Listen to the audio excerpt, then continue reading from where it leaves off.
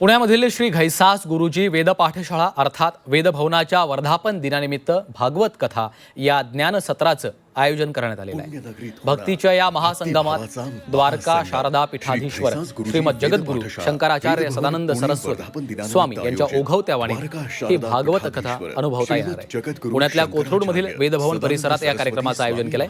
नव्या वर्षात 5 जानेवारी ते 12 जानेवारी दरम्यान 8 दिवस या कार्यक्रमाचं आयोजन केलंय।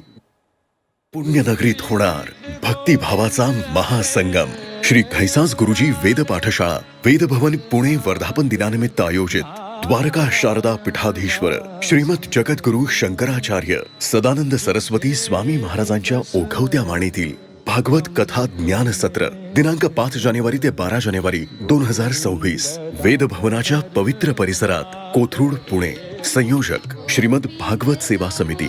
या ज्ञान सत्राचा आनंद घेण्यासाठी अवश्य उपस्थित रहा। पुण्यनगरीत होणार भक्तिभावाचा महासंगम। श्री घैसास गुरुजी वेद पाठशाळा वेदभवन पुणे वर्धापन दिनानिमित्त आयोजित द्वारका शारदा पीठाधीश्वर श्रीमद जगद्गुरु शंकराचार्य सदानंद सरस्वती स्वामी महाराजांच्या ओघवत्या वाणीतील भागवत कथा ज्ञान सत्र दिनांक 5 जानेवारी ते 12 जानेवारी 2026 वेदभवनाच्या पवित्र परिसरात कोथरूड पुणे। संयोजक श्रीमद भागवत सेवा समिती। या ज्ञान सत्राचा आनंद घेण्यासाठी अवश्य उपस्थित रहा।